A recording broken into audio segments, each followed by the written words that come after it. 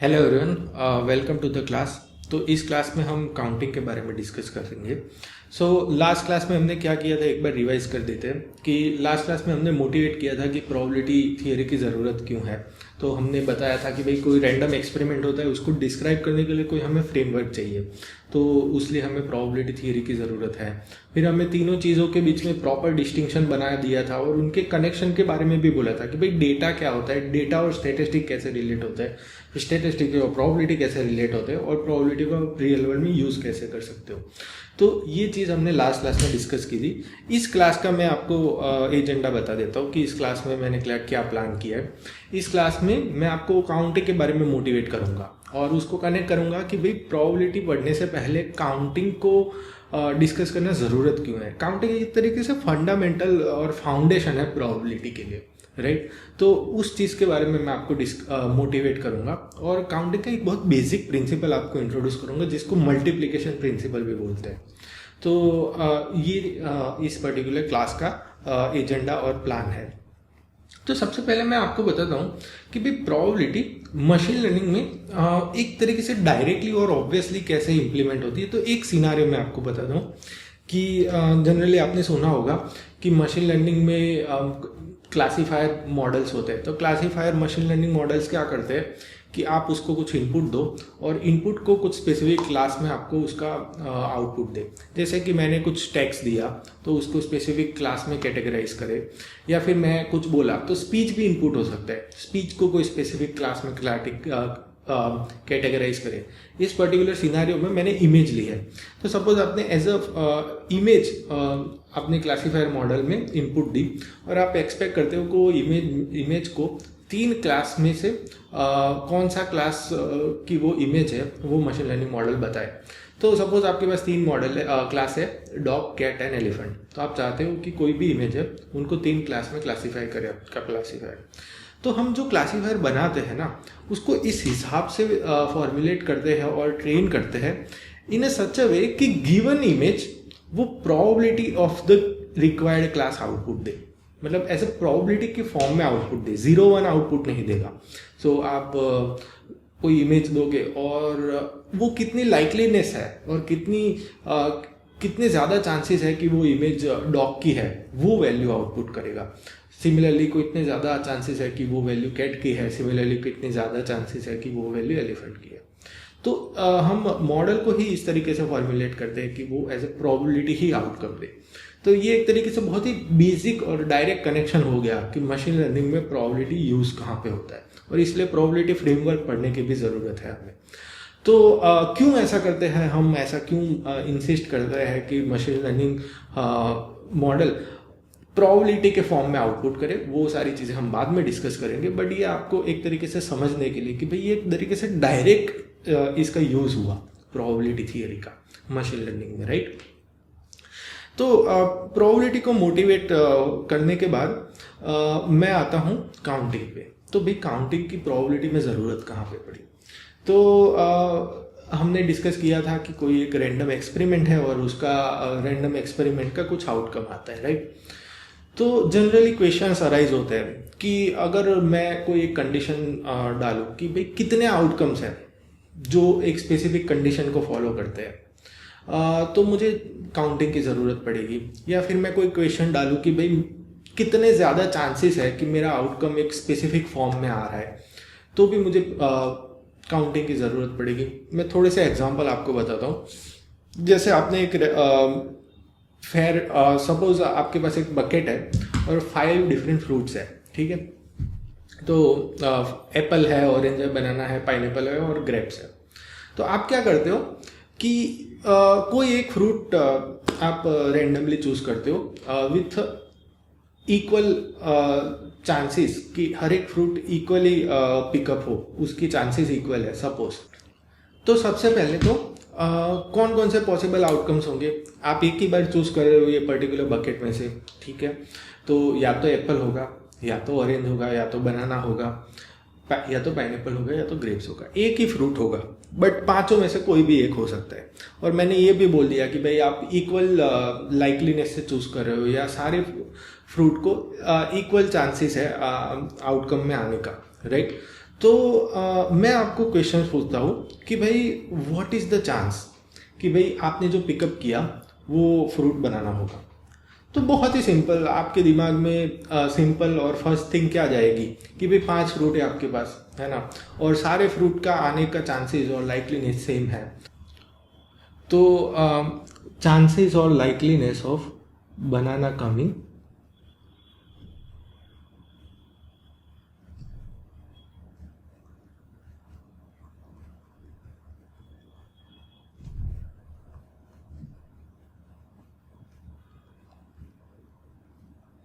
वो है मेरा 1/5। तो ये जो डिनोमिनेटर की टर्म है 5 कहाँ से आई? बेसिकली आपने अल्टीमेटली काउंट ही किया, राइट, कि भाई बकेट में और बास्केट में कितने फ्रूट है, वो बेसिकली आपका डिनोमिनेटर टर्म हो गया। और आप इंटरेस्टेड किस चीज़ में हो कि बनाने आने का जो एक आउटकम है, राइट। टोटल आउटकम्स 5 है और उसमें से एक आउटकम में आप इंटरेस्टेड हो, तो आपने सॉर्ट ऑफ 1/5 लिख दिया। अगर और आपको मतलब सॉर्ट ऑफ ऐसा है कि भाई परसेंटेज में लाइकलीनेस को लिखना है तो इसको आप 20% भी लिख सकते हो, राइट। 100 से नॉर्मलाइज कर सकते हो सारी चीज़ को, इसको 20% भी लिख सकते हो। बट अल्टीमेटली प्रोसेस क्या होगी कि सबसे पहले आपने काउंट किया कि कितने पॉसिबल आउटकम है। फिर दूसरी चीज़ आपने काउंट की कि भाई आप कितनी आउटकम में इंटरेस्टेड हो। जितने आउटकम में आप इंटरेस्टेड हो वो न्यूमरेटर हो गया और टोटल आउटकम्स है वो डिनोमिनेटर हो गया। तो यहाँ पे काउंटिंग की बेसिक एप्लीकेशन है। तो फिर थोड़ा सा और एक एग्जांपल देता हूँ कि भाई आप फेयर डाइस को रोल कर रहे हो, ठीक है। तो फेयर डाइस में हर एक फेस पे नंबर लिखा होता है 1 2 3 4 और 6 साइडेड है तो 1 to 6 नंबर्स होंगे। तो उसमें आउटकम्स क्या होगी? ये आपका रैंडम एक्सपेरिमेंट हो गया पहली चीज़ कि भाई आप उसको रोल कर रहे हो, वो आपका रैंडम एक्सपेरिमेंट हो गया। बट रैंडम एक्सपेरिमेंट का आउटकम क्या होगा? आउटकम को कैसे रिप्रेजेंट करोगे? Outcome is a number on the top most face of the die, right. तो या तो वो 1 हो सकता है, या तो 2 हो सकता है, 3 हो सकता है, 4 हो सकते हैं, 5 हो सकते हैं, 6 हो सकते हैं। 6 पॉसिबल आउटकम्स है, राइट। अभी मैं आपको सिमिलर क्वेश्चन पूछ सकता हूँ कि भाई व्हाट आर द चांसेस कि आउटकम 3 हो, right. What are the chances और व्हाट इज द लाइकलीनेस कि भाई आउटकम 3 हो। और अगेन मैं थोड़ा सा एम्फसाइज कर रहा हूँ कि भाई इस पर्टिकुलर सिनेरियो में भी सारे आउटकम्स आना इक्वली लाइकली है और इक्वली सेम चांसेस है, बिकॉज डाई मेरी फेयर है। फेयर मतलब कि कोई भी आउटकम आने की संभावना या चांसेस ज़्यादा नहीं है दूसरे पर्टिकुलर आउटकम के कंपैरिजन में। तो मैं कैसे इसको कैलकुलेट करूँगा? तो अगेन सेम प्रोसेस, मैं टोटल पॉसिबल आउटकम्स देखूंगा कि भाई मेरे पास 6 पॉसिबल आउटकम्स हैं और मैं उसमें से एक ही आउटकम में इंटरेस्टेड हूँ। तो how many what is the chance that outcome being 3? तो वो मैं उसको 1/6 के तरीके से रिप्रेजेंट कर सकता हूँ क्योंकि 6 पॉसिबल मेरे आउटकम्स हैं और एक में मैं इंटरेस्टेड हूँ। और अगर मैं उसको परसेंटेज में लिखूँ तो अगेन 100 से मैं उसको नॉर्मलाइज कर सकता हूँ, विच इज 16.67%, ठीक है। तो मैं मतलब बहुत ही सिंपल चीज़, लेकिन मैं आपको किस चीज़ में एम्फसाइज करना चाहता हूँ कि भाई आप काउंटिंग का यहाँ पे यूज़ कहाँ पे हुआ कि भाई पहले तो कितनी पॉसिबल आउटकम्स है वो आपने बेसिक तरीके से काउंट की, that is one thing. And आप किस पर्टिकुलर आउटकम्स में इंटरेस्टेड हो वहाँ पे भी काउंटिंग की ज़रूरत पड़ी।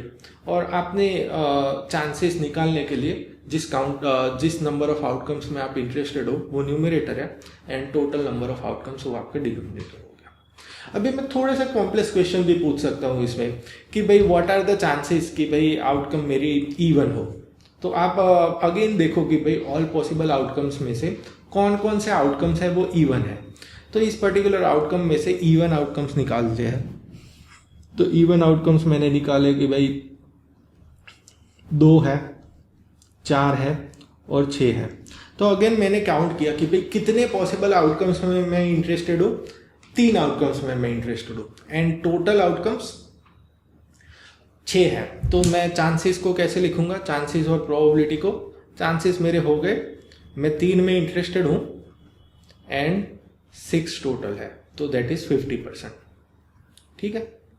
1/2 और 50%, 3/6 मैंने लिखा है बट 1/2 भी इसको सिंप्लीफाई करके लिख सकते हैं, 3/6 is 7/2।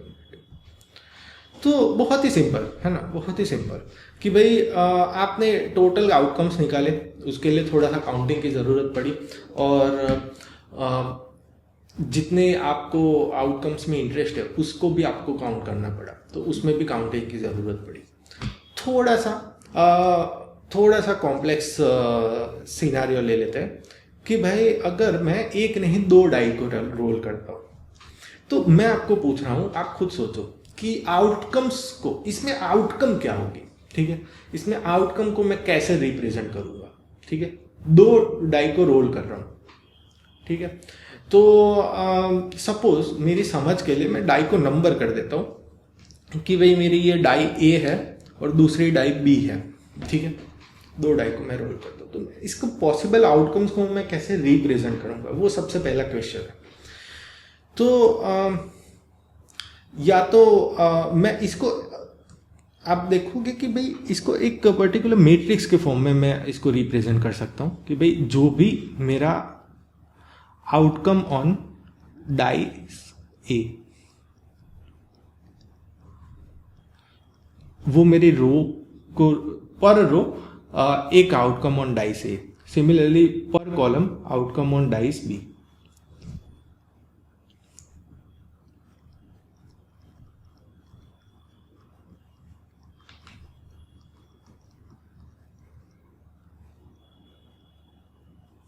तो यहाँ पे एक चीज नोट करने की है कि भाई जो मेरे रैंडम एक्सपेरिमेंट के आउटकम है वो एक तरीके से ऑर्डर्ड पेयर है, ऑर्डर्ड पेयर ऑफ टपल है, जिसमें 2 एलिमेंट है। First element outcome on the dice A and second element outcome on the dice B. तो मैं इसको एज ए टपल गिन सकता हूँ, जैसे कि outcome on the dice A is 1 and outcome of the dice B is also 1. Outcome of the dice A is 1. Outcome of the dice B is 2. Similarly, hopefully you got the idea, and I fill the remaining cells.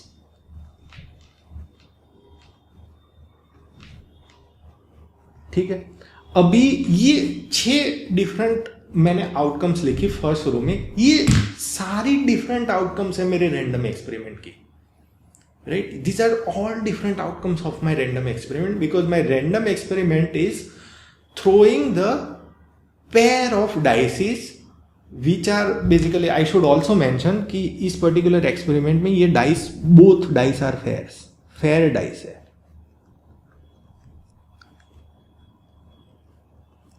ठीक है। तो ये मेरा random experiment है, उस वजह से जो आउटकम को मैं रिप्रेजेंट करूंगा वो एक तरीके से टपल होगी, करेक्ट। सिमिलरली सेकंड रो में कैसा आएगा कि suppose outcome of the dice A is 2 and dice B is 1, 2 2 2 3 and 2 4 2 5 2 6। Okay, hopefully you got the remaining idea. मैं सारी एजिस वाली सेल्स को ही फिलअप कर देता हूँ। This is 4 1, this is 5 1, this is 6 1, 6 2, 6 3, 6 4, 6 5, 6 6, ठीक है। सिमिलरली ये कैसे आएगा 3 6, 4 6 एंड 5 6। तो ये सारे डिफरेंट आउटकम्स है। ओके, बाकी सेल्स को मैंने फिलअप नहीं किया, but you can similarly understand it by the same way कि क्या पॉसिबल आउटकम्स होगी। अभी मेरा क्वेश्चन है कि क्या ये आउटकम जो मैं यहां पे लिखा है कि भाई 2 4 that is this outcome and 4 2 जो आउटकम बेसिकली यहां पे आएगी, 4 2 यहां पे आएगी, तो 2 4 और 4 2 क्या दोनों सेम आउटकम है? ये मेरा क्वेश्चन है। तो मेरा रैंडम एक्सपेरिमेंट डाइस को डिस्टिंग्विश कर रहा है, डाइस ए है और डाइस बी है। तो अगर डाइस ए का आउटकम 2 है और बी का आउटकम 4 है, that is not same as the outcome when the dice A outcome is 4 and the dice B outcome is 2. So 2 4 and 4 2 are different outcomes in this particular scenario where the order matters. ये sequence है, you know. आप ऐसा भी सोच सकते हो कि एक ही डाई को दो बार आप थ्रो कर रहे हो। पहली बार जो थ्रो हो रहा है उसके आउटकम को मैं ए से रिप्रेजेंट कर रहा हूँ, दूसरी बार जो थ्रो हो रहा है उसके आउटकम को मैं बी से रिप्रेजेंट कर रहा हूँ। तो यहाँ पे ऑर्डर मैटर है, ऑर्डर मैटर करता है। इस वजह से ये दोनों जो आउटकम है वो दोनों ही डिफरेंट आउटकम है। तो मैंने एक तरीके से एन्यूमरेट कर लिया कि जितनी पॉसिबल आउटकम्स है, तो मैंने मतलब एक तरीके से मैट्रिक्स बना के ही आपको लिख दिया कि भाई 36 पॉसिबल आउटकम्स हुई इसमें। और अगेन मैं थोड़ा सा एम्फेसाइज करूंगा कि ऑर्डर मैटर कर रहा है आउटकम में, उस वजह से 36 आउटकम्स हुई है, राइट। ऑर्डर मैटर्स कर रहा है कि डाइस ए का आउटकम क्या है और डाइस बी का आउटकम क्या है, वो ऑर्डर मैटर कर रहा है, ठीक है। और हम डिस्टिंक्ट गिन रहे हो डाइस ए और डाइस बी को, राइट। सो अभी मैं पूछता हूँ कि ये मैंने पूरी पॉसिबल आउटकम्स मैंने लिख दिया। अभी मैं आपको पूछ रहा हूँ कि व्हाट इज़ द लाइकलीनेस और व्हाट इज़ द चांस कि मेरी आउटकम 2-5 आ रहा है। तो अगेन काउंटिंग की मेथड से क्या कि मैंने काउंटिंग की मेथड से जितनी भी पॉसिबल आउटकम्स है मैंने उसको एन्यूमरेट कर दिया। इस पर्टिकुलर केस में मैंने एक तरीके से टेबल बना के एन्यूमरेट कर दिया। और मेरा क्वेश्चन पूछ रहा है कि व्हाट इज़ द लाइकलीनेस की भाई 2-5 की आउटकम क्या है। तो अगेन सेम प्रोसेस, आप क्या करोगे इस चीज़ में, क्या करोगे आप टोटल नंबर ऑफ आउटकम्स निकालोगे, जो बेसिकली इस केस में 6 × 6 दैट इज 36 है। Total outcomes is 6 × 6 that is 36। तो यहाँ पे पहले तो मुझे काउंटिंग की ज़रूरत पड़ी।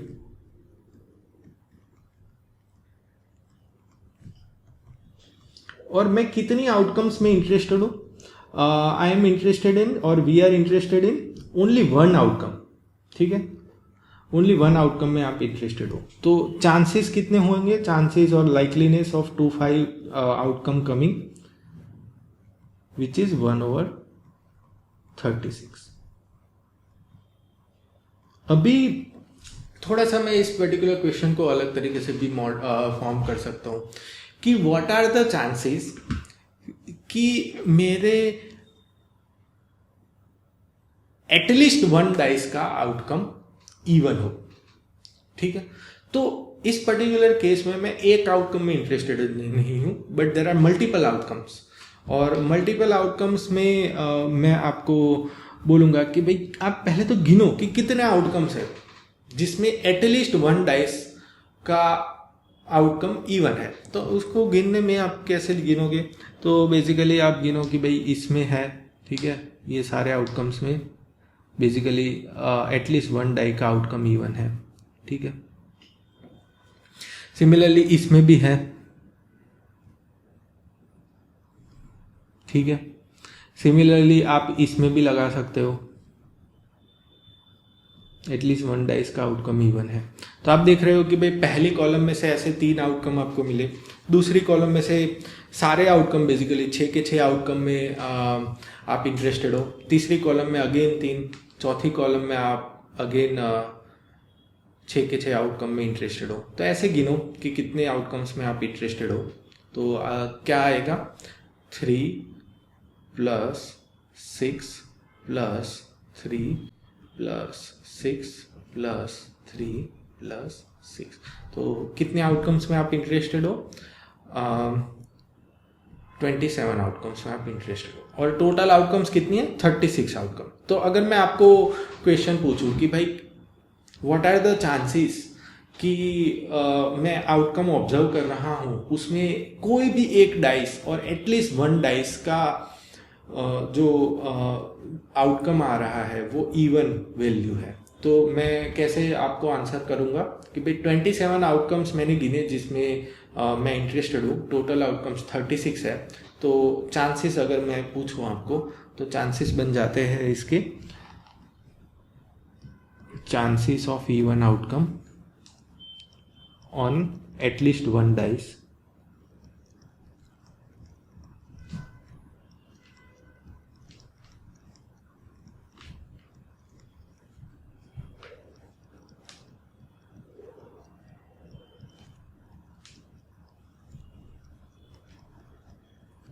which is 27 जो number of outcomes I am interested in and total number of outcomes कितने 36, तो ये चांसेस हो गए मेरे, ठीक है।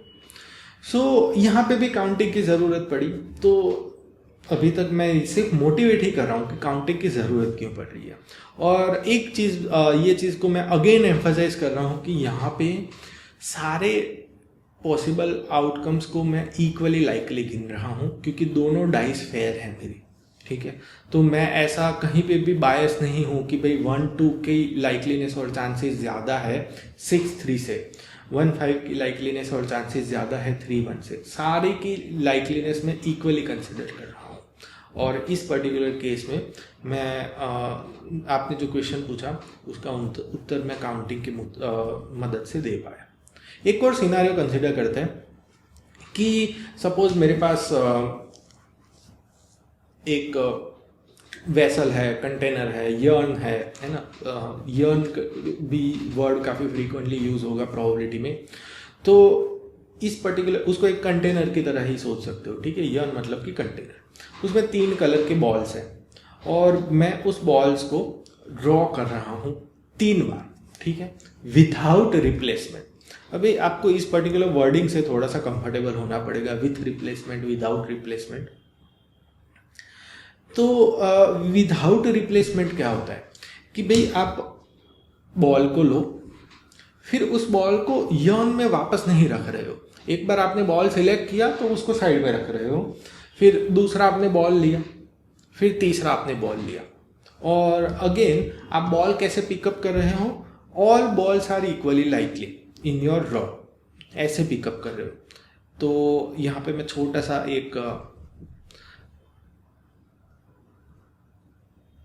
लिख देता हूँ कि ये इक्वली लाइकली है, ठीक है। तो जब आप बॉल को पिकअप कर रहे हो, रेंडमली आप एक बॉल को पिकअप कर रहे हो, बट सारे बॉल आने के चांसेस इक्वल है। फिर जो बॉल आया उसको साइड में रख रहे हो, उसको वापस से अंदर नहीं रख रहे हो। अगर वापस से अंदर रख रहे हो तो वो विथ रिप्लेसमेंट हो गया, बट आप उसको वापस से अंदर नहीं रखो, उसको साइड में रख रहे हो। और अभी बचे यर्न में बॉल्स 2, तो दोनों में से दोनों को इक्वली लाइकली कोई भी दूसरा बॉल उठाऊंगा और अगेन उसको साइड में रखूंगा। तो ये एक प्रोसेस है जिसको आप विदाउट रिप्लेसमेंट बोल सकते हो। विदाउट रिप्लेसमेंट हो गया। फिर कई बार वर्ड यूज़ होता है कि भाई विदाउट रिपीटेशन, वो भी वर्ड कई बार यूज़ कर देते हैं। तो ये वर्ड से आपको कंफर्टेबल होना पड़ेगा कि भाई आप अगर उसको वापस से रख रहे हो तो लोग उसको बोला जाएगा विथ रिप्लेसमेंट, बट आप अगर उसको वापस से नहीं रख रहे हो तो उसको विदाउट रिप्लेसमेंट बोलेंगे। तो एक्सपेरिमेंट क्लियर हो गया। यर्न है, कोई भी बॉल को रैंडमली मैं पिकअप कर रहा हूँ, सारे बॉल इक्वली लाइकली है जो भी यर्न में है, और वो जो बॉल आया उसको मैं साइड में रख रहा हूँ, ठीक है, उसको वापस से कंटेनर में नहीं रख रहा हूँ। फिर दूसरा मैं ड्रॉ कर रहा हूँ और दोनों बॉल इक्वली लाइकली है, तो कोई भी एक बॉल रैंडमली चूज कर रहा हूँ और जो आउटकम है उसको साइड में, और तीसरा एक ही बॉल बचा उसको पिकअप करके भी वापस से रख रहा हूँ। तो मेरा आउटकम क्या हुआ इस पर्टिकुलर एक्सपेरिमेंट में, मैं आपको बताना चाहूँगा। तो अब थोड़ा सोचो आउटकम क्या होता है इस पर्टिकुलर रैंडम एक्सपेरिमेंट का। आपको क्लियर होना चाहिए हर एक रैंडम एक्सपेरिमेंट का आउटकम क्या होता है, तो प्रोबेबिलिटी थियरी में क्लैरिटी आएगी आपकी। तो यहाँ पे आउटकम क्या होगा कि फर्स्ट ड्रॉ का आउटकम, सेकंड ड्रॉ का आउटकम एंड थर्ड ड्रॉ का आउटकम। तो एक सीक्वेंस ऑफ बॉल्स मिले आपको जो एक आउटकम है इस पर्टिकुलर एक्सपेरिमेंट की, राइट। तो मैं इस आउटकम्स को एन्यूमरेट कर देता हूँ कि ये पॉसिबल आउटकम्स आप देख पाओगे, या तो रेड बॉल देख पाओगे, या तो ग्रीन, या येलो। तो ये जो है ना, ये tuple of 3 is one outcome in your random experiment. This is my one outcome, and this is our red, green, yellow. Now अभी आप बोल रहे हो कि रेड, ग्रीन, येलो, फिर आप बोल रहे हो कि रेड, येलो, ग्रीन, ये भी दूसरा आउटकम है, ये दूसरा आउटकम है। और अगेन मैं एम्फसाइज करूंगा कि यहाँ पे ऑर्डर मैटर है। आपको आउटकम में क्या मिल रहा है, सीक्वेंस ऑफ बॉल्स। तो आप सीक्वेंस वर्ड को थोड़ा सा एम्फसाइज करके समझिए कि भाई सीक्वेंस का मतलब ही यही हुआ कि भाई वहाँ पे ऑर्डर मैटर कर रहा है। और आगे जाके हम दूसरी चीज़ों को भी काउंट करेंगे जहाँ पे सीक्वेंस मैटर नहीं करती है। तो ये चीज़ यहाँ पे आपको क्लियर कर देना चाहता हूँ कि भाई जो आउटकम है वहाँ पे सीक्वेंस मैटर है। ठीक है। तो जो आउटकम आ रही है, अगर दो आपके पास अलग अलग आउटकम्स है, अब ये 6 की 6 आउटकम में देखोगे ना तो 3 ही बॉल है, रेड ग्रीन और येलो, है ना, एक एक बार आ रहे हैं, बट सारों की सीक्वेंस अलग अलग है। तो बिकॉज सीक्वेंस अलग अलग है, मैं उसको डिफरेंट आउटकम कंसिडर कर रहा हूँ। यहाँ पे ऑर्डर मैटर कर रहा है। मैं पहली बार ड्रॉ किया, वो पहला बॉल हो गया मेरा, दूसरी बार ड्रॉ किया, वो दूसरा बॉल हो गया मेरी सीक्वेंस का, तीसरी बार ड्रॉ किया, वो मेरा तीसरा बॉल ड्रॉ। ये डिफरेंट आउटकम है, ठीक है। यहाँ पे सीक्वेंस मैटर करती है। एंड कैसे मैं ड्रॉ कर रहा हूँ आपको मैंने बता ही दिया कि भाई all balls which are there in the container are equally likely to come. तो मैं रैंडमली बॉल को चूज करके मैं बाहर रख रहा हूँ, ठीक है। तो अभी मैं आपको अभी पहले तो एक चीज़ की भाई आपको दिमाग में आया होगा कि आपने ये पॉसिबल आउटकम्स की सीक्वेंसेस कैसे निकाल के दे दी। मैं आपको अभी नहीं समझाऊंगा, आगे जाके हम उसकी प्रॉपर थियोरी पढ़ रहे हैं। बट पहले तो आपको पॉसिबल आउटकम्स निकालने में भी एक आपको काउंटिंग की ज़रूरत तो पड़ी ना, ठीक है।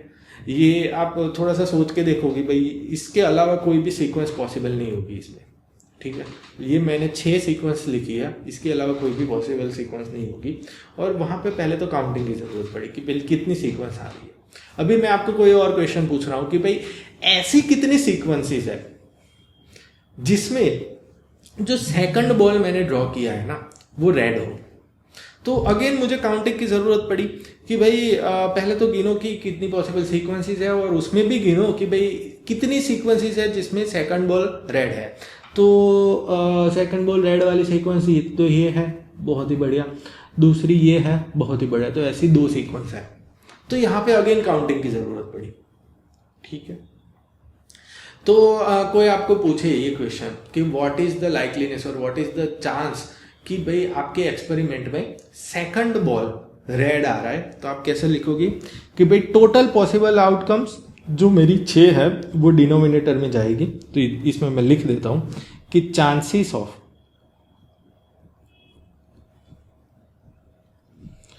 सेकंड बॉल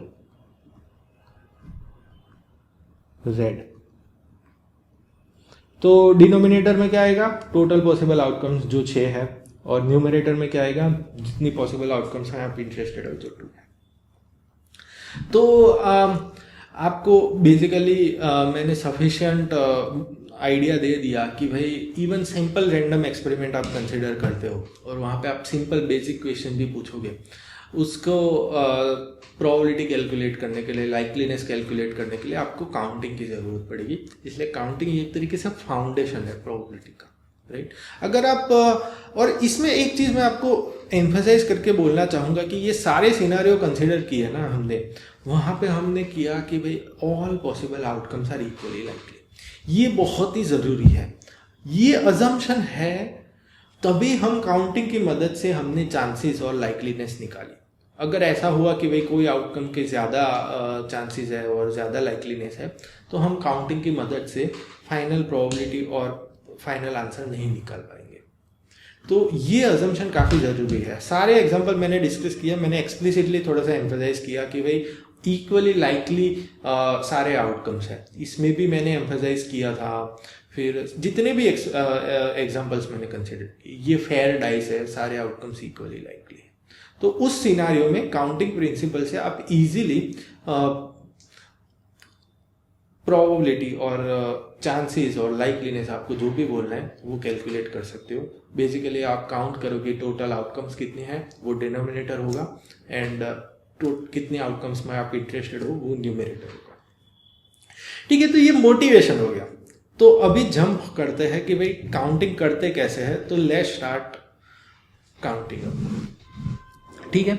तो एक सॉर्ट ऑफ एक के बाद एक एग्जांपल लेके समझने की कोशिश करेंगे कि भाई काउंट कैसे करेंगे हर चीज़ों को। तो सबसे पहला एग्जांपल है कि भाई आप सुबह उठते हो और तैयार होना है आपको, तो आपके पास 2 चॉइसेस है। आपको शर्ट पहनना है तो शर्ट के लिए आपके पास 2 चॉइस है।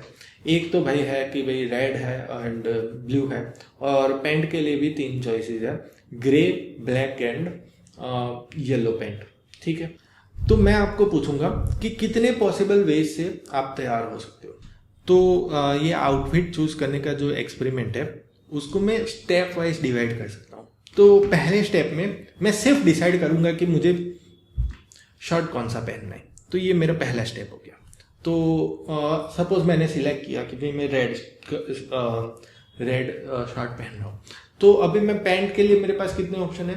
3 ऑप्शन रहेंगे कि रेड के साथ में ग्रे पहन लो, रेड के साथ में ब्लैक पहन लो, या रेड के साथ में येलो पहन लो।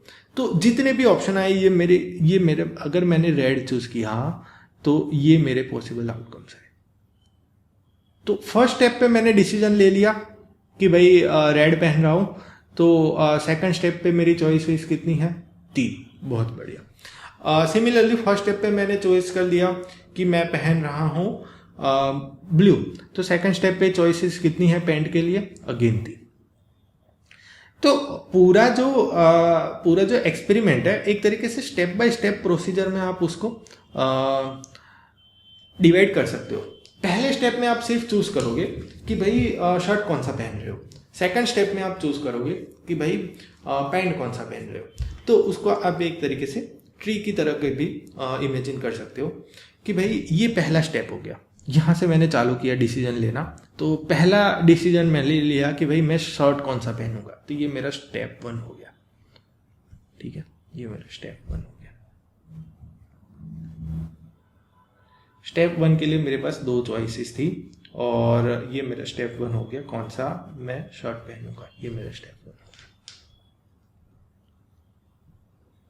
ठीक है, तो यहां पे कितनी चॉइसेस थी स्टेप 1 के लिए? मेरे पास 2। ये हो गया। अभी स्टेप 2 क्या होगा? तो स्टेप 2 ये जो डॉटेड लाइन है उसके बाद नेक्स्ट वाला जो डिसीजन लिया। स्टेप 2 नेक्स्ट वाला डिसीजन क्या लेंगे आप?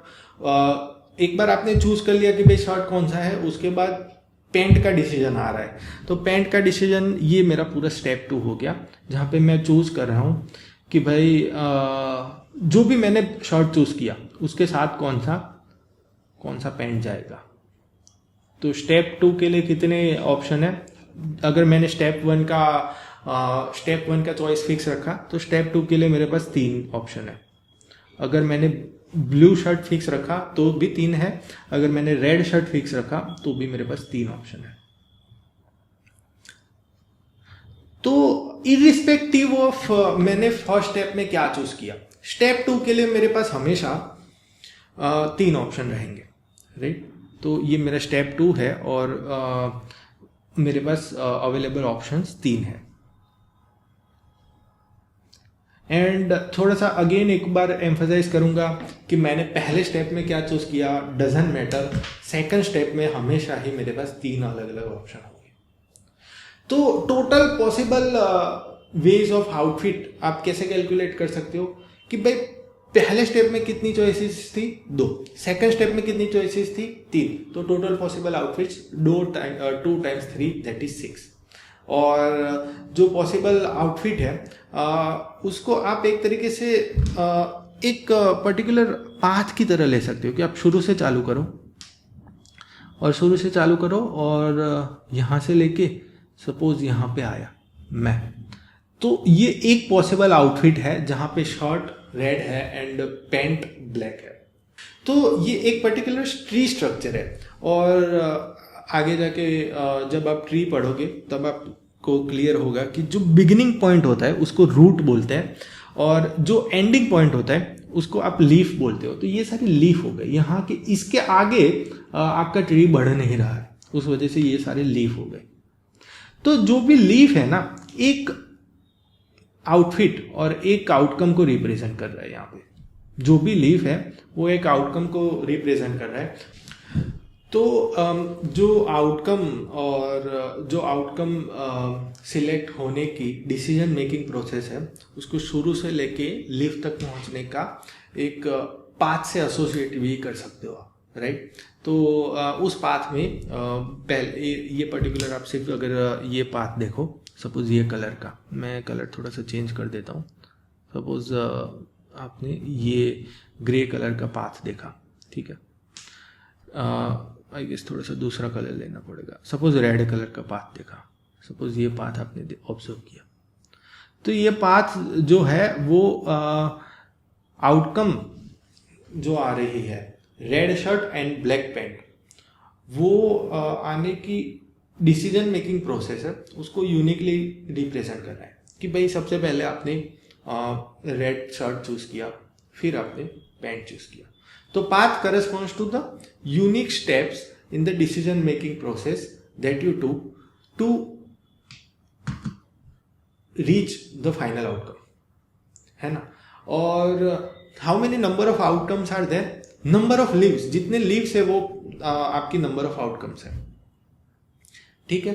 तो बेसिकली आप देखोगे कि 6 लीव्स है और बेसिकली जो 6 लीव्स है ना उसका कंप्यूटेशन भी बहुत सिंपल है कि भाई पहले स्टेप में नंबर ऑफ चॉइसेस 2 थी और दूसरे स्टेप में 3 थी, तो नंबर ऑफ लीव्स 2 × 3 हो गए। ये एक सिंपल फॉर्मूला है तो जहाँ से आप नंबर ऑफ लीव्स निकाल सकते हो। और पर लीफ रिप्रेजेंट करता है कि भाई एक लीफ एक पॉसिबल आउटकम को रिप्रेजेंट करता है, ठीक है। तो 2 स्टेप क्लियर हो गए। एक स्टेप जो डॉटेड लाइन वर्टिकल लाइन बनाई है उससे पहले वाला बेसिकली कौन सा शर्ट चूज करना है, और दूसरा स्टेप उस चोजन शर्ट के साथ कौन सा पैंट चूज करना है, वो दूसरा स्टेप हो गया। 2 step of decision making process है। और एक चीज अगेन मैं एम्फसाइज करूंगा कि इररिस्पेक्टिव ऑफ आपके डिसीजन जो आपने फर्स्ट स्टेप पे लिया, जितनी चॉइस थी सेकंड स्टेप पे वो अनअफेक्टेड रह रही है। तो मेरे पास 3 चॉइसेस थी, 3 ही रह रही है अगर मैंने रेड चूज किया, और रेड की बजाय अगर मैंने ब्लू चूज किया तो उस केस में भी 3 ही चॉइसेस रह रही है। तो irrespective of the choice at the first step, second step की जो नंबर ऑफ चॉइसेस है वो अनअफेक्टेड रह रही है। ये पर्टिकुलर केस में ऐसा हो रहा है। आगे जाके हम और एग्जांपल देखेंगे जो जब यहाँ पे ये पर्टिकुलर कंडीशन फॉलो नहीं हो रही होंगे कि भाई जो आपने बिगिनिंग और इनिशियल स्टेप में कुछ डिसीजन लिया that is not impacting the number of choices in the later stage. ऐसा ज़रूरी नहीं है हर केस में, हम कुछ एग्जांपल भी देखेंगे, बट इस केस में ऐसा फॉलो हो रहा है, ठीक है। एक और एग्जांपल लेते हैं कि सपोज आपके पास छोटा सा क्लास है जिसमें 4 गर्ल है 2 बॉय है, ठीक है, और आपको क्लास मॉनिटर बनाना है। क्लास मॉनिटर बेसिकली क्या होगा कि भाई एक बॉय होगी या एक गर्ल होगा। तो कितने तरीके से आप क्लास मॉनिटर्स बना सकते हो, वो आपको अगर पूछे तो आप कैसे चूज करोगे। तो अगेन क्लास मॉनिटर बनाने का जो प्रोसीजर है उसको आप स्टेप बाय स्टेप डिवाइड कर सकते हो। फर्स्ट स्टेप में आप सिर्फ चूज करो कि भाई बॉय कौन सा होगा। तो अगेन आप डायग्रामेटिकली चूज कर सकते हो कि भाई मैंने चालू किया और मेरे पास बॉय को चूज करने के 2 ऑप्शन थे कि भाई बॉय 1 और बॉय 2 बोल देता हूँ मैं इसको, ठीक है। तो ये पहले तो मेरा स्टेप 1 हुआ। स्टेप 1 में मेरे पास कितने ऑप्शन है? 2।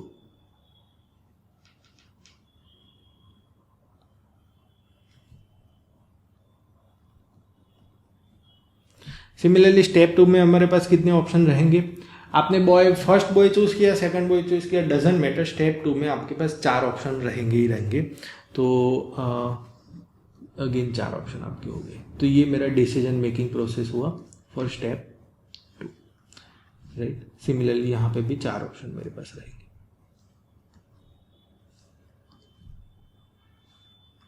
तो अगेन थोड़ा सा एम्फसाइज करूंगा कि ये एक तरीके से इसको ट्री की तरह रिप्रेजेंट कर सकते हो, और अगर गर्ल को नाम देना चाहता हूँ तो मैं ऐसा पैर भी चूज कर सकता हूँ, बॉय 1 गर्ल 1, बॉय 1 गर्ल 2,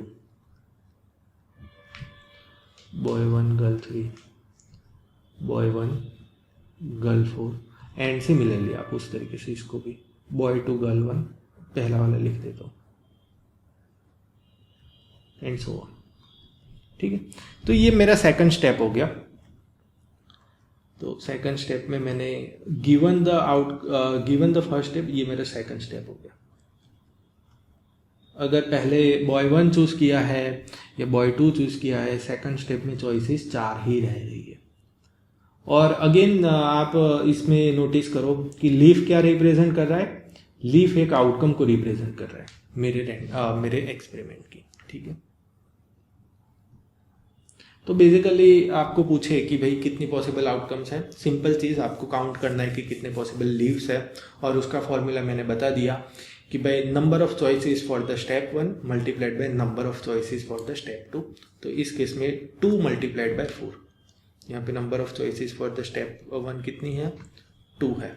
ठीक है, स्टेप 1 की चॉइसेस 2 है, मैं इसको येलो से ही रिप्रेजेंट, स्टेप 2 की चॉइसेस 4 है।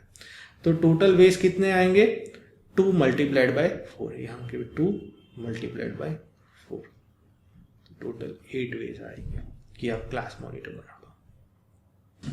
सिमिलरली एक और एग्जांपल ले लेते हैं कि सपोज आपको मूवी का आउटिंग प्लान करना है। आपके पास 3 ऑप्शन है, 3 अलग अलग मूवी है, अलग अलग जॉनरा की।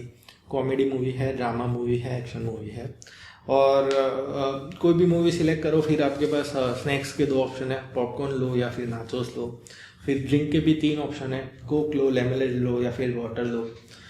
तो कोई आपको पूछे कि how many ways you can plan the outing, तो अगेन आप इसको स्टेप बाय स्टेप प्रोसीजर्स पे डिवाइड कर सकते हो कि फर्स्ट चॉइस है कि भाई कौन सी मूवी चूज करें। तो अगेन आपके पास 3 ऑप्शन है, शुरू से चालू करो। 3 ऑप्शन है, या तो कॉमेडी मूवी लो, या तो फिर ड्रामा मूवी लो, या फिर आप मूवी लो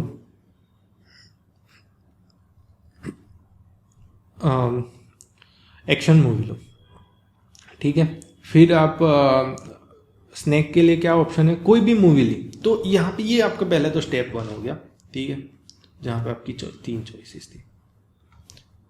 पूरी डिसीजन मेकिंग प्रोसेस को स्टेप बाय स्टेप डिवाइड कर दो, सिंपल। ये हमारा स्टेप 1 हो गया, और चॉइसेस कितनी थी, मेरी 3 है फॉर स्टेप 1। ठीक है, मैं इसको 3 यहाँ पे लिख देता हूँ। ठीक है, अभी दूसरा है कि भाई आपने जो भी मूवी सिलेक्ट की, इरिस्पेक्टिव ऑफ दैट आपके पास स्नैक के कितने ऑप्शन है, 2 और बना दो। तो ये मेरा डिसीजन मेकिंग प्रोसेस दूसरा हो गया कि मैं कौन सा स्नैक चूज कर रहा हूँ with the movie that I have chosen in the step 1।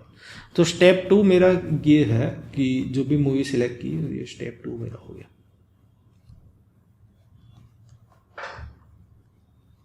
ये मेरा स्टेप 2 हो गया। ठीक है,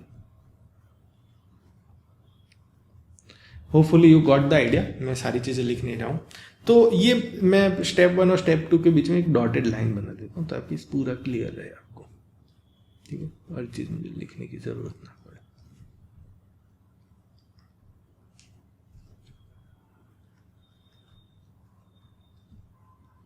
और अगेन स्टेप 3 में आप क्या करोगे कि भाई स्टेप 3 के लिए जो भी आपने combination of movie and snack choose किए, बेवरेजेस के लिए इरिस्पेक्टिव ऑफ दैट आपके पास 3 और ऑप्शन है।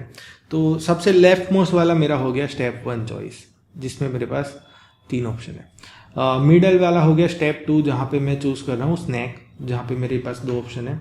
और स्टेप 3 मेरा पास हो गया कि भाई मैं कौन सा ड्रिंक चूज कर रहा हूँ, तो उसके लिए मेरे पास ऑप्शन है 3। तो यहाँ से मेरे पास 3 अलग अलग ऑप्शन हो गए। ठीक है, मैं पूरा लिखने नहीं जाऊंगा बिकॉज इट इज स्लाइड पूरी भर जाएगी, बट आपको थोड़ा सा आइडिया आ गया। तो कहने का मतलब है कि जो आउटकम्स है आप उसको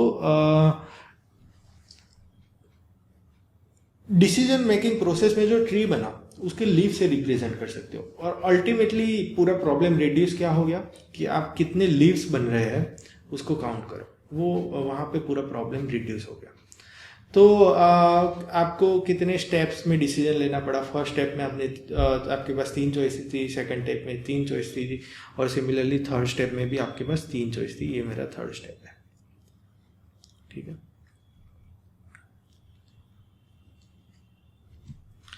ठीक है।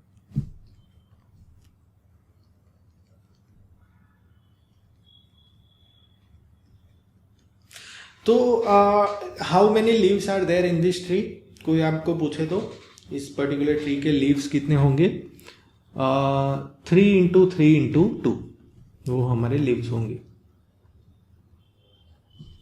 तो how many ways you can do the outing, तो आपको मूवी सिलेक्ट करने के ऑप्शन है 3।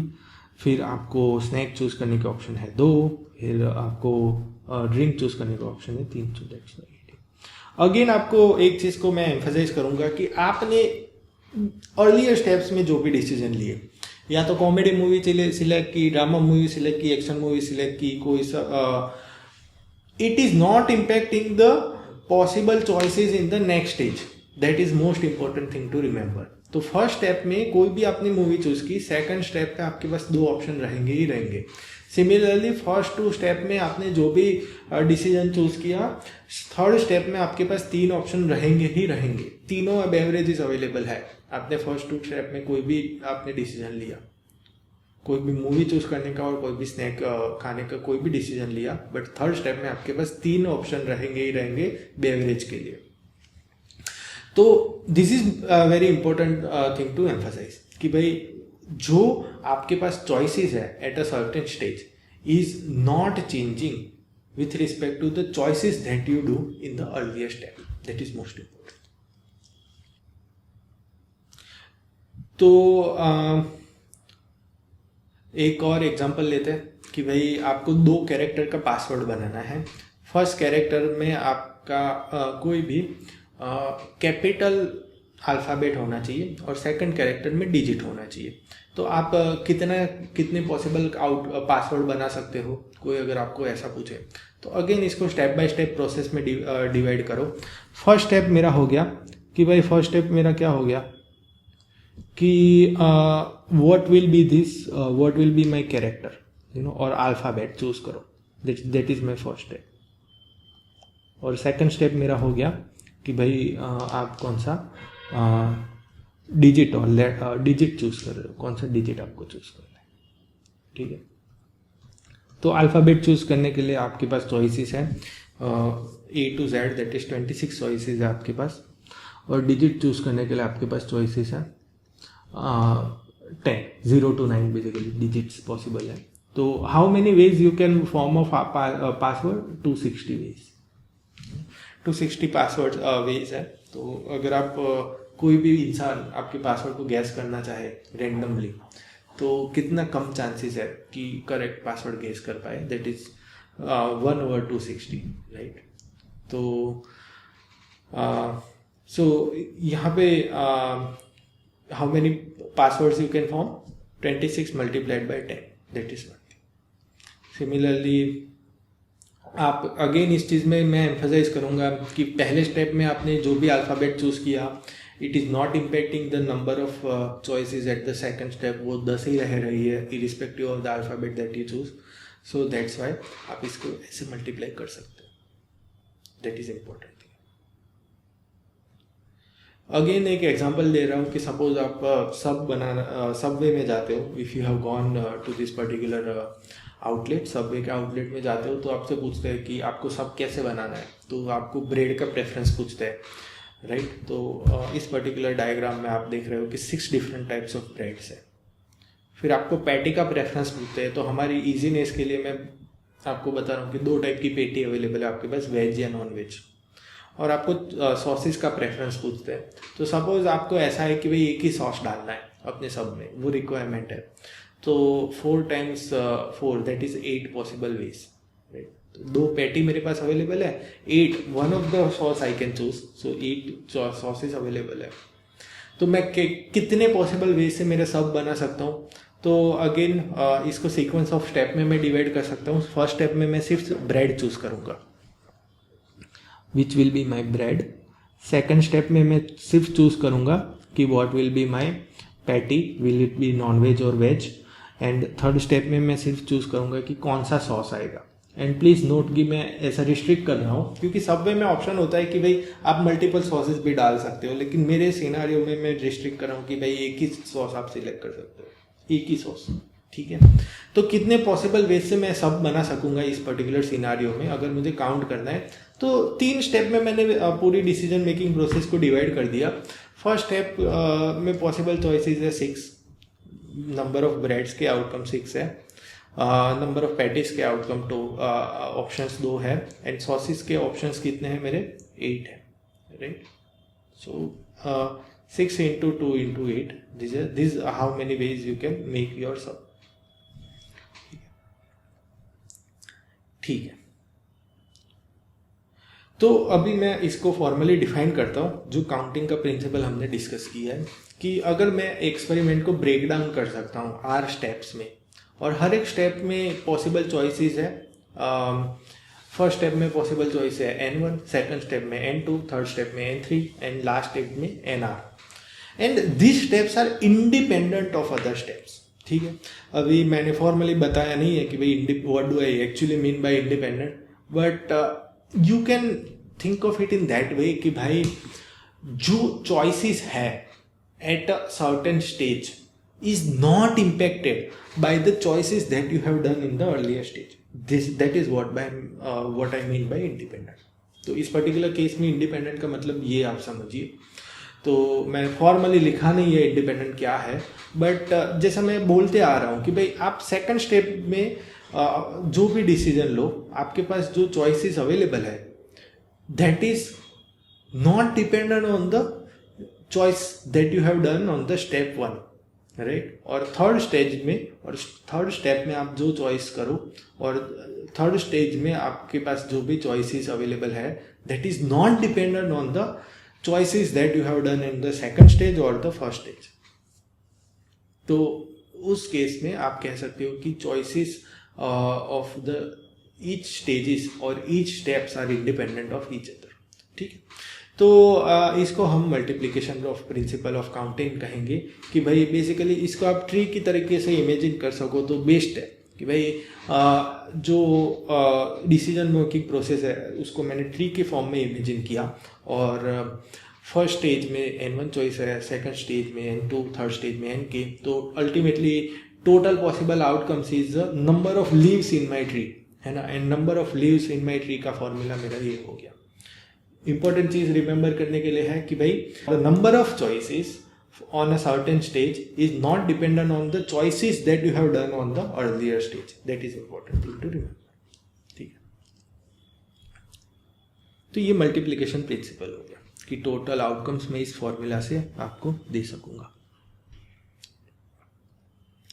तो अभी एक एग्जांपल लेते हैं कि आपको कंप्यूटर में इमेज कैसे रिप्रेजेंट होती है आपको पता होगा कि जनरली इमेज की रिजोल्यूशन बड़ी होती है, एटलीस्ट 256 इंटू 256 होती है जनरली सारी इमेजेस की रिजोल्यूशन। इस पर्टिकुलर केस में आप ऐसा ले सकते हो कि भाई मैं बहुत ही छोटे रिजोल्यूशन ऑफ द इमेज की बात कर रहा हूँ जो 2x2 है, और एक ग्रे स्केल इमेज की बात कर रहा हूँ। ग्रे स्केल इमेज, देखो इमेज कैसे रिप्रेजेंट होती है आप उसको एक अरे की तरीके से सोच सकते हो। सपोज मैं 2x2 इमेज की बात करूं तो ये एक अरे है मेरा, ठीक है, और अरे में बेसिकली 2x2 अरे है।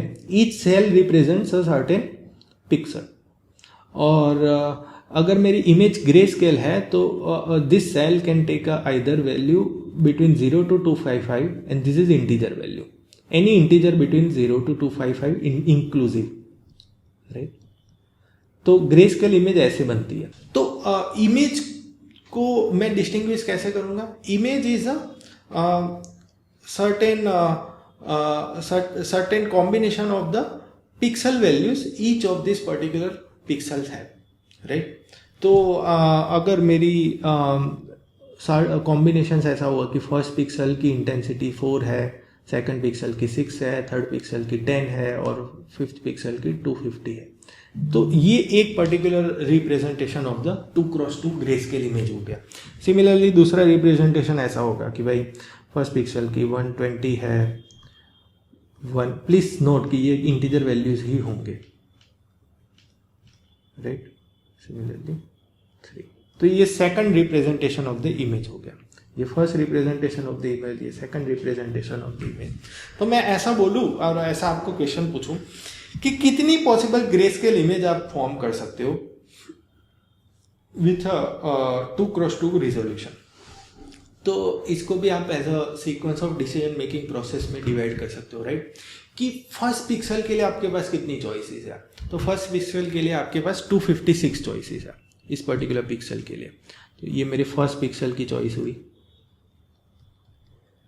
प्लीज नोट कि यहाँ पे मैं ऑर्डर कर रहा हूँ पिक्सल को। तो ये जो पहली एंट्री है ना, this is my first pixel, this is my second pixel, this is my third pixel और फोर्थ पिक्सल। तो ये जो पर्टिकुलर 2x2 सेल्स है ना, उसको भी मैं सेम वे पे ऑर्डर कर रहा हूँ। This is my first pixel, this is my second pixel, this is my third pixel, this is my fourth pixel. ठीक है, तो अगर मैंने इस हिसाब से उसको ऑर्डर कर दिया तो एक फर्स्ट पिक्सल के लिए मेरे पास कितनी पॉसिबिलिटीज़ हुई, तो 0 से 255 इंक्लूसिव, तो मेरे पास 256 पॉसिबिलिटीज़ हुई, राइट। सिमिलरली मेरे पास 4 पिक्सल है,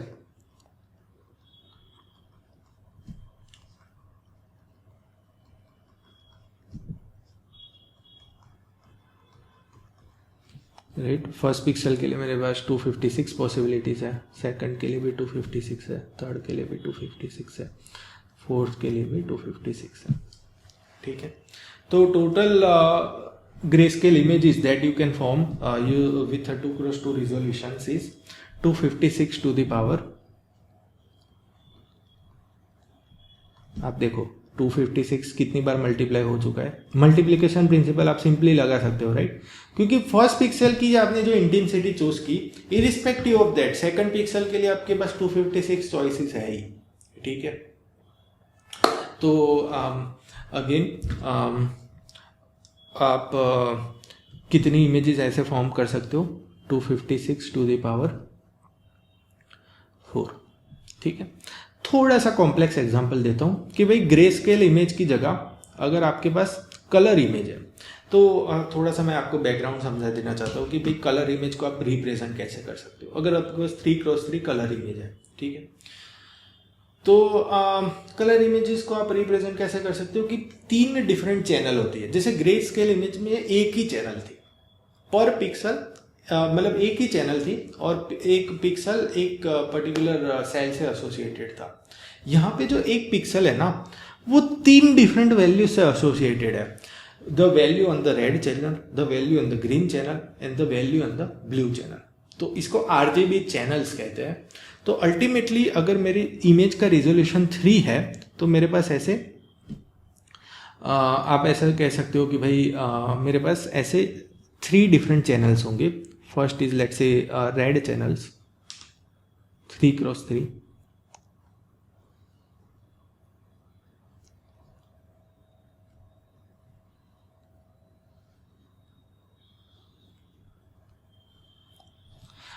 other is a green channel, again 3x3,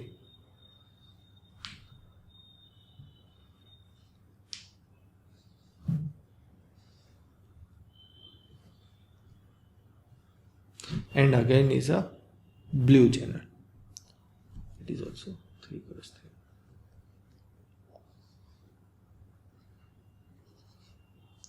okay, और यहाँ पे एक पिक्सल क्या रिप्रेजेंट करेगा? Pixel is a tuples indicating the values corresponding to red channel, green channel and blue channel. तो सपोज मैं पिक्सल की बात करूँ, सपोज 2 पिक्सल, तो 2 पिक्सल एक टपल्स को रिप्रेजेंट करेगा, जो ये पर्टिकुलर वैल्यू है, ये पर्टिकुलर वैल्यू है एंड ये पर्टिकुलर वैल्यू। तो अ certain pixel is represented by tuple where first element of the tuple is representing the value on the red channel, second element of the tuple represent the value on the green channel, third element of the tuple the value on the blue channel. तो एक simple example ले लेता हूँ कि भाई मैं बोल रहा हूँ कि मेरे पिक्सल की इंटेंसिटी कैसे हो सकती है कि पर पिक्सल मेरी एक टपल आएगी जिसकी कुछ इस तरीके से फॉर्म होगा। और अगेन हर चैनल्स में 0 से 255 इंटीजर्स हो सकते हैं। तो पर पिक्सल को मैं ऐसे रिप्रेजेंट कर सकूंगा कि 120, 130 एंड 242, ये मेरा एक पिक्सल का रिप्रेजेंटेशन हुआ। 130, 37, 220, तो ये मेरे दूसरे पिक्सल का रिप्रेजेंटेशन। तो ये मैंने अलग अलग पिक्सल के रिप्रेजेंटेशन बताए, राइट। ये जो टपल पहले मैंने बताया था ना, ये पूरी इमेज का रिप्रेजेंटेशन था, बट अभी मैं एक टपल बना रहा हूं पर पिक्सल, ठीक है। तो मेरे पास इसको मैं 2 स्टेजेस में डिवाइड कर सकता। अभी मैं पूछ रहा हूं कि आपके कितनी पॉसिबल इमेजेस बना सकते हो, how many possible images that could be form. तो अभी मैं आपको स्टेप बाय स्टेप प्रोसेस आपको बता सकता हूँ कि पहले तो मैं आपको सिंपल क्वेश्चन पूछता हूँ सीधा इमेज का नहीं पूछता हूँ, मैं आपको सिंपल क्वेश्चन पूछता हूँ कि भाई हाउ मेनी वेज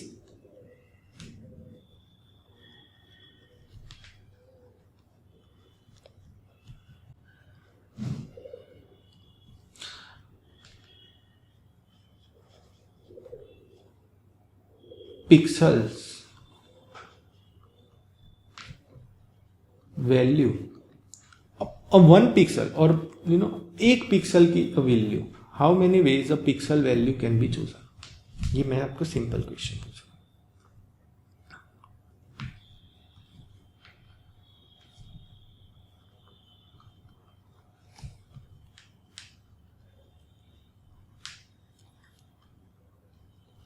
ठीक है, तो अगेन मैंने बताया कि भाई एक पिक्सल एक टपल को रिप्रेजेंट करेगा और टपल में 3 एंट्री होंगी, हर एक एंट्रीज 0 से 255 इंक्लूसिव इंटीजर ले सकती है।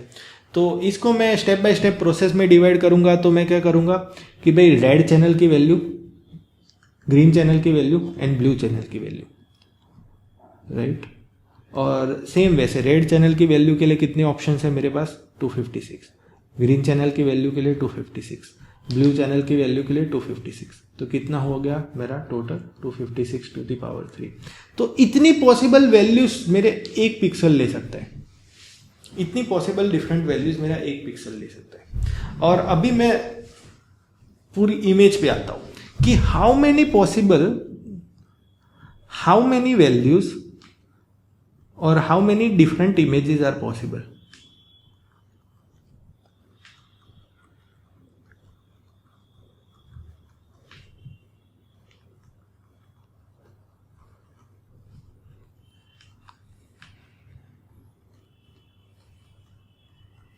तो एक इमेज को पहले तो आप कैसे रिप्रेजेंट करोगे, तो एक इमेज को आप टपल के अंदर टपल रिप्रेजेंट करनी पड़ेगी, राइट। तो बेसिकली आपके पास कितने पिक्सल्स है पहले तो ये जान लेते हैं कि भाई आपके पास 9 पिक्सल है। तो इसको मैं एक ऑर्डर में ले सकता हूँ कि भाई रो वाइज ऑर्डर में ले, ये मेरे 1 2 3 4 5 6 7 8 9 पिक्सल हो गए, ठीक है। तो ये 9 पिक्सल्स मेरे हो गए। अभी इसको मैं एज अ ऑर्डर में ले सकता हूँ कि भाई पहला पिक्सल का जो भी रिप्रेजेंटेशन है वो एक टपल है विथ 3 डिफरेंट एंट्रीज। तो सपोज ऐसी कुछ एंट्री हुई 25 3 2 1 10, तो ये मेरे पहले पिक्सल की एंट्री, ठीक है। सिमिलरली मेरे दूसरे पिक्सल की एंट्री, सिमिलरली तीसरे पिक्सल की एंट्री, चौथे। लाइकवाइज कितने पिक्सल्स है मेरे पास, 9 डिफरेंट पिक्सल्स है एंड लास्ट पिक्सल की एंट्री भी अगेन टपल होगी।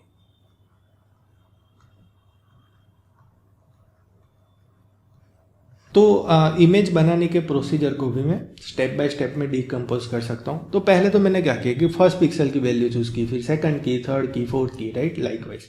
तो मेरे पास कितने ऑप्शन है, 9 डिफरेंट ऑप्शन है, 3 4 5 6 7 8 9, राइट। पिक्सल 1 वैल्यू और पर पिक्सल, हर एक पिक्सल की वैल्यू मैं कितनी तरीके से चूज कर सकता हूँ, 256 टू द पावर 3, वो मैंने पहले कैलकुलेट कर दिया था। तो 256 power 3 multiplied by second pixel के लिए भी मेरे पास ऑप्शंस है। अगेन यहाँ पे मैं एम्फसाइज करना चाहूँगा कि पहले पिक्सल की जो भी वैल्यू आपने चूज की is not impacting on the choices that you have for the second pixel. तो आप इसको बेसिकली सिंप्लीफाई करोगे तो क्या आएगा, 256 टू द पावर 3 है ना। सो आई थिंक 3 into 9 होगा बेसिकली।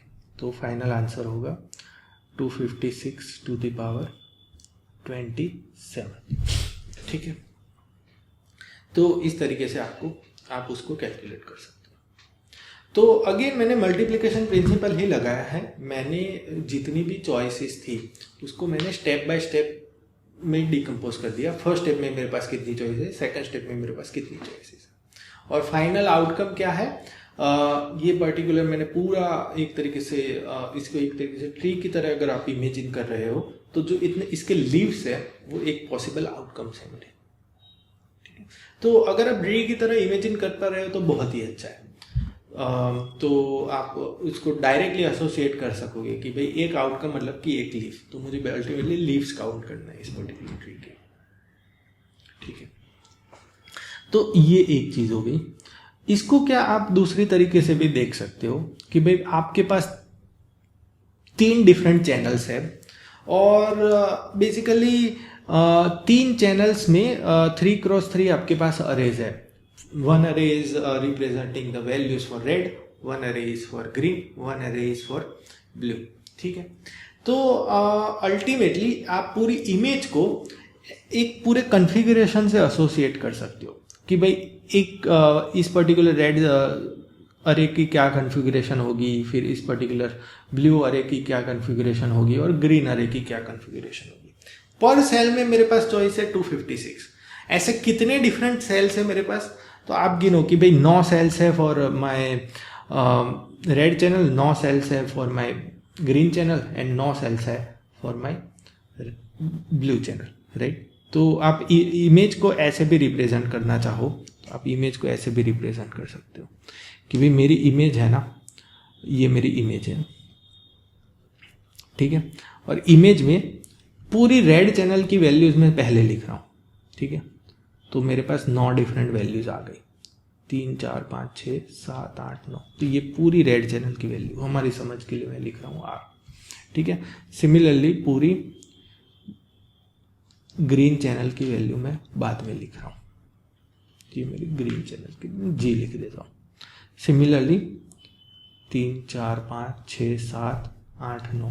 सिमिलरली ब्लू चैनल की वैल्यू मैं लास्ट में लिख रहा हूँ।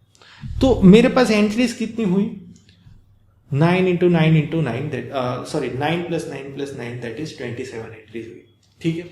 और हर pixel, so this is a unique representation of the image. हर पिक्सल की अगर मैं इंटेंसिटी चेंज करूँ तो मेरी पर्टिकुलर इमेज की रिप्रेजेंटेशन और मेरी इमेज ही चेंज हो जाएगी, राइट। तो हर एक स्लॉट की अगर मैं वैल्यू चेंज करूँ तो मेरी इमेज ही चेंज हो जाएगी, right? So how many images I can form, that means how many ways I can fill this particular 27 slots, given that I have a 256 options for each slot. तो मेरे पास first slot में मेरे पास option है 256, second slot में 256, third slot में similarly 256, सारे में 256। और कितने स्लॉट्स हैं मेरे पास, 256 टू द पावर।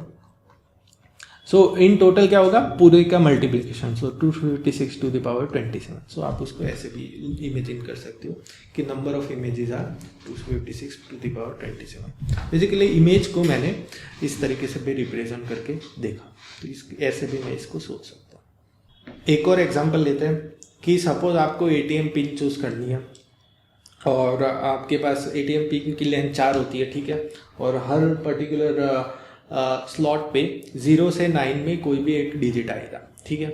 तो आप कितनी तरीके से ATM पिन चूज कर सकते हो। तो अगेन इस पर्टिकुलर सिनारियो में बेसिकली आपके पास 4 स्लॉट्स हैं, ठीक है। और पहले स्लॉट्स के लिए आपके पास ऑप्शन है, बेसिकली पहले स्लॉट्स के लिए आपके पास ऑप्शन है 10, 0 से 9 में कोई भी डिजिट आप चूज कर सकते हो बेसिकली। सिमिलरली सेकंड स्लॉट के लिए भी आपके पास 10 ऑप्शन है, थर्ड स्लॉट के लिए भी 10 ऑप्शन है, फोर्थ स्लॉट के लिए भी आपके पास 10 ऑप्शन। तो मल्टीप्लिकेशन प्रिंसिपल से how many ATM pins are possible using multiplication principle?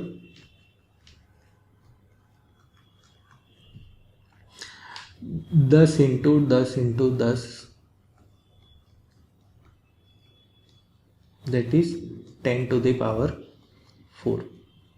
Again emphasize करने की ज़रूरत है कि भाई मैंने फर्स्ट स्लॉट में जो भी चॉइस की is not impacting on the number of choices that I have on the second slot. Similarly earlier slots में मैंने जो भी चॉइसेस की that is not impacting on the choices that I have for this particular slot. तो ये मतलब choices are independent है, sort of number of choices that I have is independent, that is important thing to note. तो answer हुआ 10⁴। सो ये answer हुआ। तो इस पर्टिकुलर केस को एक तरीके से special case of multiplication rule में भी आप कह सकते हो कि अगर आपको सेम सेट में से चूज करना है, ठीक है, तो हर स्टेप पे आपको सेम सेट में से चूज करना है, पहली चीज। और number of choices at every step remain same. तो आप जो आइटम चूज कर रहे हो एवरी स्टेप पे, it is allowed to repeat, right. First stage में आपने जो भी चॉइस आइटम चूज की, आप उस पर्टिकुलर आइटम को दूसरे स्लॉट पे भी यूज कर सकते हो, सेम आइटम को तीसरे स्लॉट पे भी यूज कर सकते हो। तो this is said as a counting with repetition. So the number of ways of choosing k items from set of n items is n⁴k. This is called as a counting with repetition. With repetition मतलब कि मैं अगर ATM pin बनाता हूँ जिसमें मैंने first slot रखा 3, right. अगर मैंने 3 चूज किया, फिर मैंने 5 चूज किया, तो यहाँ पे मैं थर्ड स्लॉट में भी 3 या 5 ले सकता हूँ, डजेंट मैटर। मेरे पास कोई रिस्ट्रिक्शन नहीं है कि भाई मुझे दूसरे डिजिट ही लेने हैं। तो this is called as a counting with repetition, right. मैं इसको एम्फसाइज करके बोल रहा हूँ क्योंकि विदाउट रिपीटेशन वाला केस भी हम देखेंगे। विथ रिपीटेशन यहाँ पे अलाउड है, एंड यहाँ पे एक स्पेशल केस बन रहा है कि मैं सेम सेट में से आइटम्स चूज कर रहा हूँ हर एक स्लॉट के लिए, एंड मुझे रिपीटेशन करना अलाउड है। That's why number of choices at every step remain same, right. तो मेरे पास के डिफरेंट स्लॉट्स थे, इस पर्टिकुलर केस में K4 है, तो K डिफरेंट स्लॉट्स है और मेरे पास आइटम्स है 10। तो total number of ways I can, total number of outcomes बन जाती है 10⁴ हियर। और इसमें भी आप ऐसे ही सोच सकते हो कि मेरे पास K स्लॉट्स है, हर स्लॉट में n चॉइसेस है, सेम सेट से वैल्यू आ रही है, ऐसा आप इमेजिन कर सकते हो। तो फर्स्ट स्लॉट में n पॉसिबल चॉइसेस है, irrespective of the choice at the first stage. Second slot में भी n चॉइस है, थर्ड स्लॉट में भी n चॉइस है, राइट। ऐसे n k स्लॉट्स है आपके पास। तो final outcomes n × n k times. So final ways of number of ways to choose is n⁴k। ये कह सकते हैं कि काउंटिंग विथ रिपीटेशन, ओके, इसको काउंटिंग विथ रिपीटेशन कहते हैं। वो जो स्पेशल केस है मल्टीप्लिकेशन रूल का, कि हर स्टेप पे चॉइसेस n रह रही है, आप अलाउ कर रहे हो जो आइटम्स आपने सिलेक्ट किए उसको रिपीट होने का। हम नेक्स्ट क्लास में काउंटिंग विदाउट रिप्लेसमेंट और विदाउट रिपीटेशन उस पर्टिकुलर सिनारियो को भी डिस्कस करेंगे, ठीक है। तो ये रिपीटेशन वर्ड आप थोड़ा सा क्लियर रखिए अपने दिमाग में, ये थोड़ा सा एम्फसाइज करेंगे, ठीक है। सो एक बार रिकैप कर लेते इस लेक्चर में। तो मैंने मोटिवेट किया बेसिकली काउंटिंग को, कि काउंटिंग करते क्यों है, ज़रूरत क्यों है, उसको प्रोबेबिलिटी थियरी से रिलेट करने की कोशिश की। और मैंने एक स्पेशल कंडीशन बताई कि भाई जब भी सारी आउटकम्स इक्वली लाइकली है उस सिनारियो में विथ काउंटिंग टेक्निक हम प्रोबेबिलिटी और चांसेस कैलकुलेट कर सकते हैं। तो वहाँ पे काउंटिंग की एक तरीके से ज़रूरत पड़ती है प्रोबेबिलिटी में। और हमने एक काउंटिंग का बेसिक प्रिंसिपल डिस्कस किया जो मल्टीप्लिकेशन प्रिंसिपल है।